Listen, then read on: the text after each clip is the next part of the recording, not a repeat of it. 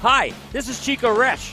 You are listening to the Let's Go Devils podcast on the Primetime Radio Network. Happy Devils Friday. This is Game Day Live, coming to you live from the Primetime Radio studios in the confines of our bunker studios in an undisclosed location in New Jersey. And somewhere in the boonies in Wisconsin, we've got Vinnie, Parise traveling on this holiday, extended holiday weekend. Thanksgiving. How was your Thanksgiving? I don't know. Mine was great. I am full. Can you tell? No, I just like to eat. Welcome. Streaming live on Facebook Live, YouTube Live, Twitter Live, and Twitch on the Let's Go Devils Network. Vinny, it's going to be another restart of a heater. There's a lot that has been said previous game. I don't want to talk it too much, but I know it's the elephant in the room somewhat. So we may have to let it out a little bit like I did in pre-show and move on because there's a big game tonight against the Buffalo Sabres. Yeah, absolutely. And we'll get to that in a minute. Happy Thanksgiving to you. Happy Thanksgiving to all of our loyal listeners. I hope everybody got to, eat a little bit, spend some quality time away from the stressors in life and enjoy some family or friends, whatever it is that you do. I'm very happy to be back, ready for the Devils game. Last game was a joke in a lot of ways, but it was also, to me, proof that this team, even when things aren't going well, they push, they find ways to stay competitive. They easily could have just threw in the towel when that third goal was waved off on Wednesday night, but they kept peppering Matt Murray. He made some great saves. This Devils team's never going to quit. Any of their losses, for the most part, are going to be games that you still feel good about when it's, all said and done. And I felt good about the way that game ended. They pushed. They had a chance to tie it. They didn't lose by 2 goals. They ended up getting the one to make it interesting at the end. I really thought Hischier was going to bury that one chance when he went for the 5-hole when they were, had the extra attacker, but it was all for naught. The 13-game winning streak is over. Now it's time to really put your focus on this Buffalo Sabres team, who isn't a powerhouse in the league by any means, but they have some dogs on that team, and it's all led by Tage Thompson.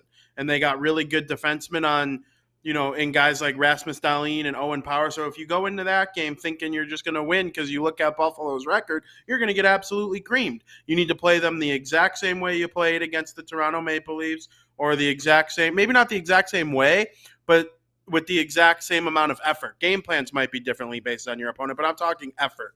And if you don't give the 110% tonight, Buffalo is going to cream you, and you'll have gone from winning 13 in a row to losing 2 in a row, and you never want that to happen. You want to get right back in the win column after you end a big winning streak like that. Hopefully they're able to do so tonight. Yeah, and you know what, Vinny? Much has been said about the fans, unclassy, whatever. Let's take it back a step here. You were talking about how the Devils fought to the end. In no sense, I think the fans can learn what the players did.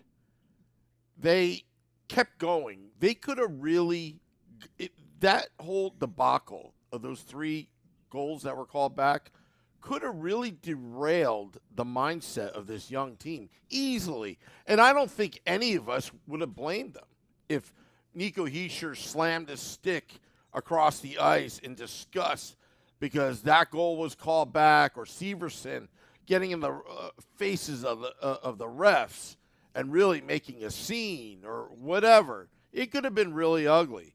But instead, what was interesting was the Devils kept on fighting. They were more concerned about the scoreboard, and they did not let these BS, interpretations, let's put it that way, get into their mindset. And they kept going, and they almost pulled it off. They just simply ran out of time to actually tie the game. So that was very, very, very interesting what had happened. Now, in terms of the fans and all that, now, I got to get this out there because there was a comment from a fan in the YouTube Live that was not happy with me, disappointed that I was not forceful enough about the fans throwing stuff on the ice. To me, look, jokingly, it was a glorified food fight. That's what it was. They threw stuff on the ice.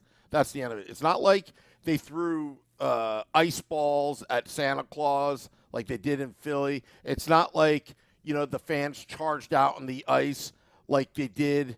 Not so much the ice, the melee at the Palace in Detroit. It was an unfortunate incident by a few that shouldn't have happened. Nobody condones it. Whatever. I also want to make another point as well. I do not work for the New Jersey Devils. I already said my piece on it. I do not condone it.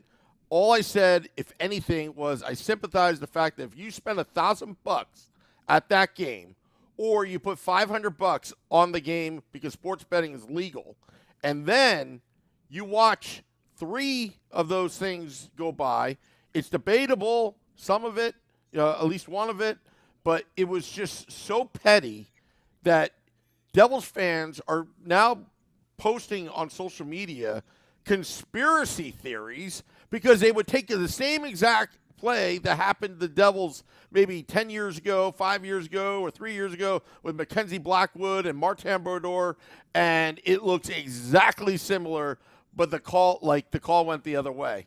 The consistency of the league, the rule book is not written very well, and they need to overhaul that rule book to make it either black and white. There is no gray area, and that's the NHL refuses to do it. Instead, put Band-Aid upon Band-Aid in that rule book to the point where you really need a law degree to understand what the heck that thing is saying. And by the way, both Bill Daly and Gary Bettman are both lawyers, by the way. So maybe they understand it, but we simply don't. That's all I want to say. Yeah, I also don't think if it's up to interpretation on the play, then lawyers can debate, though. So that to me is what makes it. One lawyer might see it this way because he interprets the rule differently than this lawyer, and that's why I think it is so gray on what the rules mean and whatnot. We should be, even the most simple hockey fans who know the rules. I would say we're more than simple hockey fans. Anybody watching this podcast is more than a simple hockey fan because you put more time than average into being a fan. But even the most average hockey fan should be able to look at a play and understand whether or not it was goaltender interference or not. And Matt Murray was 1,000 feet out of his goal. He barely touched Tatar and then went for a little swim. And I'm not calling Matt Murray a flopper, but I am calling Matt Murray a flopper. Well, he learned it from Sidney Crosby when he was in Pittsburgh. Let's be honest here. I mean, there are certain things that that you can learn to do, and that's a learned thing, right? It was embellishment. I wouldn't say he was diving, but it was really embellished. Let's be honest here. You look at the replay, both in real time and slow motion, it was. And the other thing, too, and I said on the Woo Report on a Thanksgiving morning, which I was still steamed about, was how do you grow the game when you bring a casual friend or a fan and trying to explain it? I was kind of explaining it to my wife, but even then I felt like so stupid because the whole thing was such, like, it's hard to explain to somebody why that is when the rules are just so convoluted and so, 1A, 1B. Notice that 42A, 42B. It should be 42, that's it. No gray area. That's just my opinion, and you know what? I'm not upset about the loss. I'm extremely happy about the Devils, the Devils, the team, how they conducted themselves. Because I would have lost my mind if I was on the ice. I would have lost it. I would have absolutely lost it. But they didn't. They had the composure, and they almost got it done. I didn't view, the last game a loss. I think, if anything, this type of event that had happened actually is going to make the team better. And that's something we need to focus and now move on to. It's like, okay, it will make the team better. And as for the fan standpoint, I jokingly said, well, notice that after the fans threw stuff on the ice, Dougie Hamilton's goal was, nothing happened with that, right? I was joking about that. But from the fan standpoint, you kind of got a warning here. You really have to stop that, throwing stuff on the ice. I understand it happened. It shouldn't happen anymore because once it happens again, now it brands the fan base as a bunch of, D-bags, so to speak. That's all. Yeah, and you really don't want like the 20 to 30 people that were throwing stuff on the ice like that to ruin it for the whole fan base. And also, it is in the rule book. It wasn't enforced in this most recent game, but it is in the rule book that the home team can get a 2-minute delay of game penalty if too much debris is thrown on the ice. And I was really starting to think the referees were going to call that in the game. And I kind of thought they did for half a second because they went to the penalty box and showed a devil in there. But the Hala goal would have been a shorthanded goal. So that's why there was a devil inside the penalty box. Yeah. But yeah, you don't want to put the devils on the kill just because you're throwing stuff on the ice. I don't like the throwing of stuff on the ice, but I love the fan passion. And I'll stick by that. But the referees, they have to be better. I mean, they set themselves up for everything that happened. Like, even earlier in the game, Matt Murray, he pushed the net off its mooring, and then he did it again today against the Minnesota Wild. So it's becoming a trend for Matt Murray to push the goal net off its moorings when there is, decent pressure in the offensive zone. And listen, him pushing it off the mooring caused a little bit of an extra divot in the ice, and they had to come out and work on it for 5 minutes. And that really kind of ended what was some significant pressure for the New Jersey Devils in the offensive zone. So I'm not a fan of the way that this whole thing has been handled, and I hope they really figure out a way to make it better soon because this Devils team is good, and I do feel as if they were robbed of their 14th straight win in their most recent game. But like you said, they can do what they have to make it, make themselves better. It could end up being a good thing for them in the long term because now they'll come out tonight against Buffalo nice and angry, hopefully, and really try to make them pay for – just being that next team in line after this, tough stretch where they played so well and won so many games. The rest of the season, making the postseason, that's all going to depend on it. So hopefully they're able to get it done. And we got to give credit what credit's due. As much as I was more critical of the interpretation of the rule book more than the refs per se, because refs are refs. They're human too. But you got to give kudos to the referees knowing not to raise the temperature in the room. Because had they called a penalty, delayed game, after fans were throwing stuff on the ice, that game could have probably ended in a forfeiture. Because then that would have been really, let's say that lights the gasoline on fire with the fan base. They knew how to control the temperature in the room. They're like, okay, let it out, boom, now we're done. Because had they called it 2 minutes, I think everybody would have thrown anything on the ice at that point. Because that would have been over the top. So you kind of have to give credit to them where, okay, they assess the situation. Let's not fuel it even more, even though we should give them a 2-minute delay. Maybe Hala going on the ice, telling the fans to stop it, and then the fans did. After Hala apparently got hit with the chicken finger, maybe that was, kind of giving the benefit of the doubt and not doing that. I don't know. I'm speculating, but again, this is why you don't throw stuff on the ice. You can also hurt your team, hurt the players on the ice. Now, for Mitch Marner and some of the Toronto fans, acting like a bunch of victims here, come on. It is what it is. Let's not make it a glorified food fight more than what it really is. It's just, it happened. It was done with. They didn't do it again. You move on. But, just some of the players, it's almost like they're trolling the fans for next time. March 7th, it's already on my calendar. Yeah, I completely agree, and it's tough because the Hala goal was waved off, and I understand why that one was waved off. I don't like the rule. I would change the rule if I were the league. He kicked it, and it went off a Maple Leafs player, and so it went in the net from that.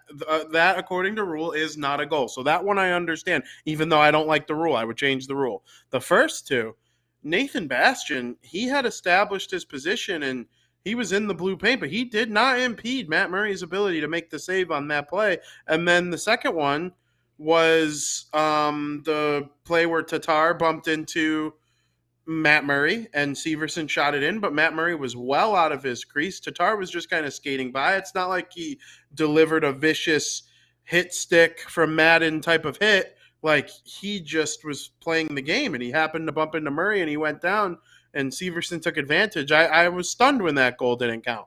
So it's just an interesting situation. I do believe that, I think it was Chris Rooney who was the referee in that game, the head referee. I want to say his partner was a rookie, like first-time referee. I'm not positive on that. I would have to fact check that, but I thought I read a tweet that said that. Either way, though, being an NHL official is very difficult. But when you go back and read the replay and look at the replay for as long as they did throughout the game and still constantly come to that type of decision, I just am stunned that they did, and they kind of paid the price for it with having to sit there and clean up beer and chicken tenders from all over the ice. And now that in the Devils, they fought back hard after that game, or after things kind of hit the fan there in that game. I was actually a little surprised. Like, even the best teams in the league might crumble in a situation like that. Not really the Devils, though, so far this year. They were in it to win it, and they came oh so close to tying it within the last couple minutes of the game.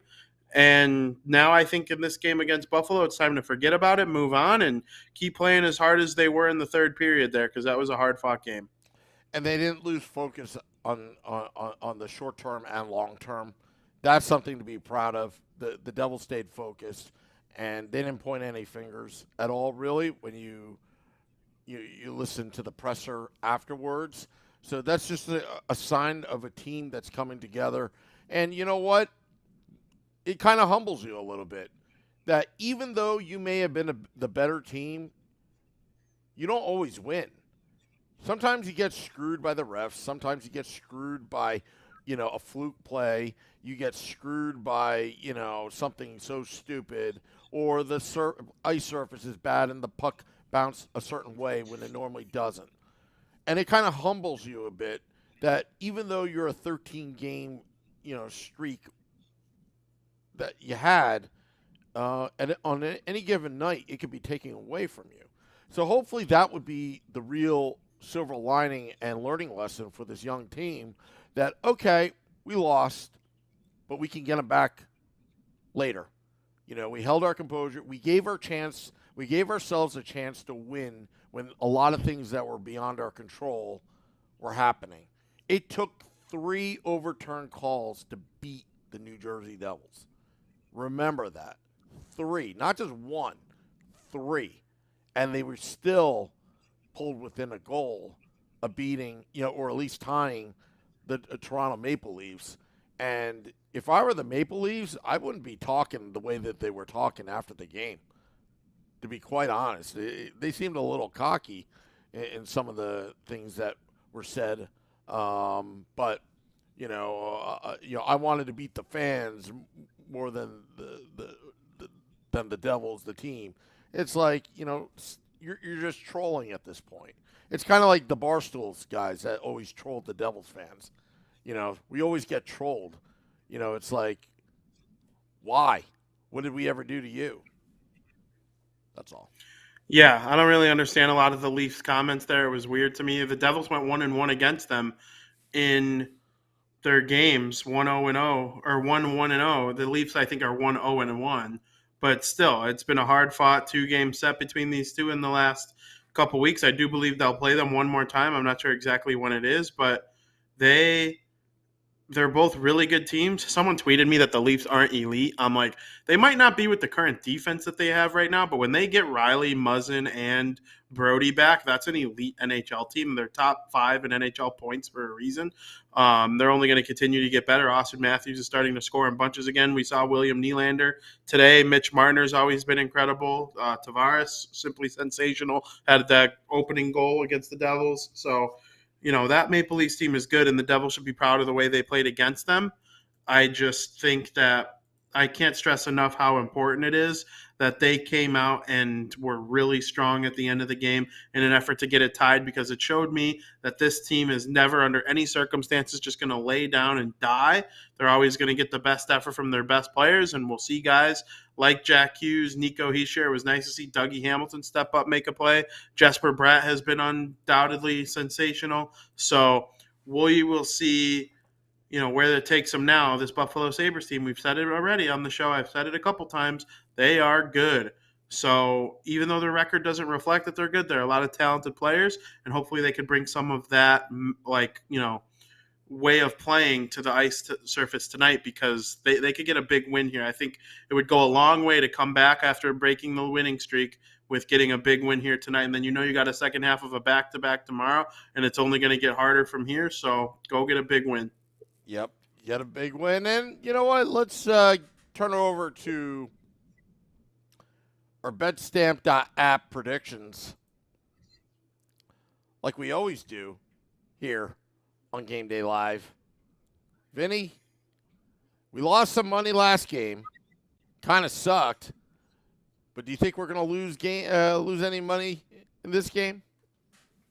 I don't. I go into every game thinking I am going to win. So I'm hoping that this game here is how we get back in our own winning column personally too, just much like the Devils.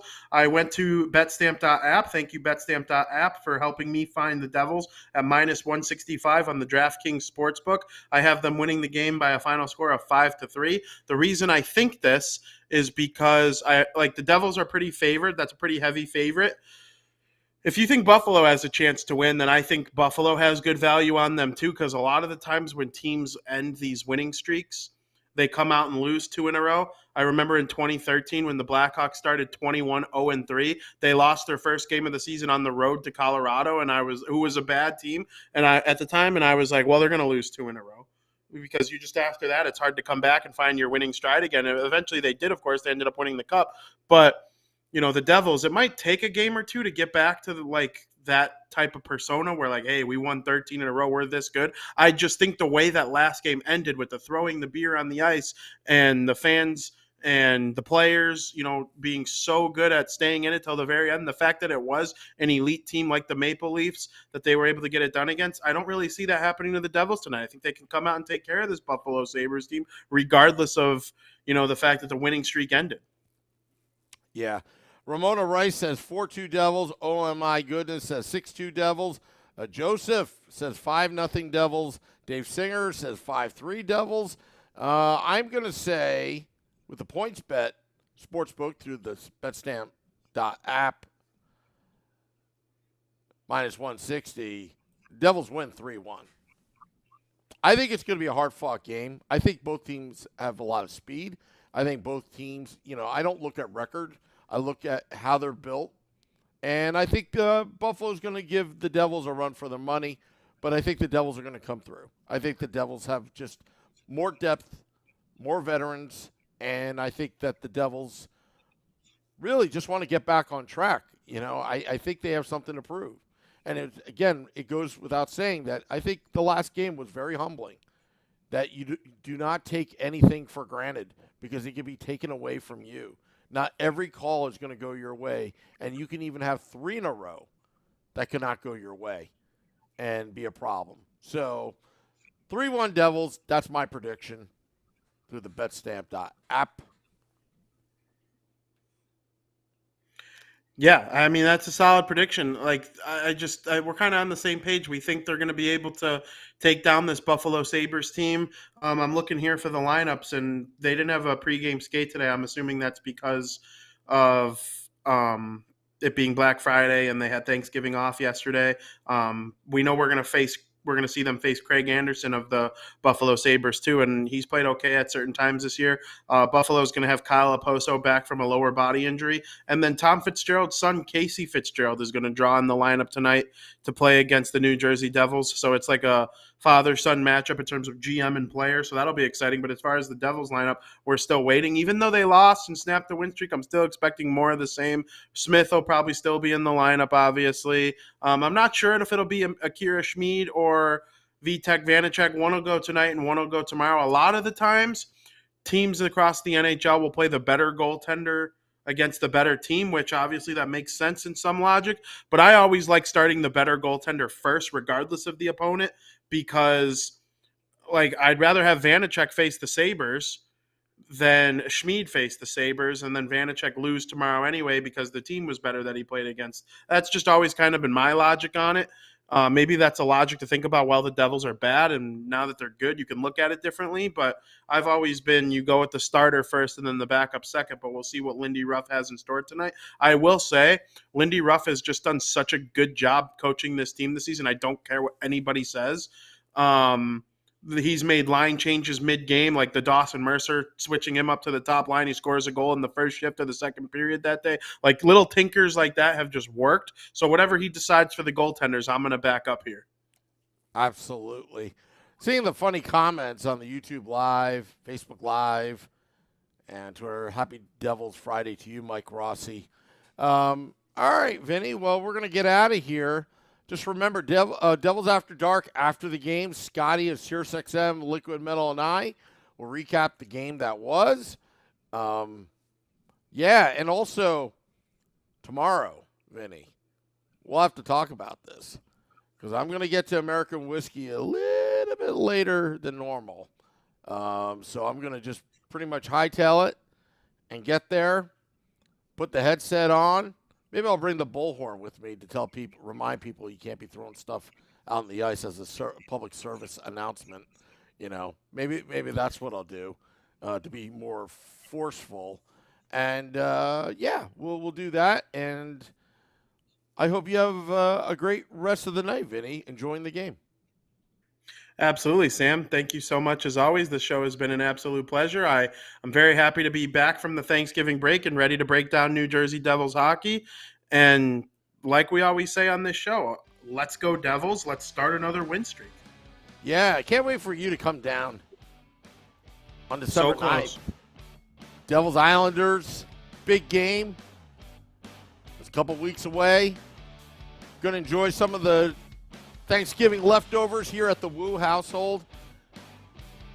Yeah, we'll be back after the game. Enjoy it, everybody. Till next time, let's go Devils.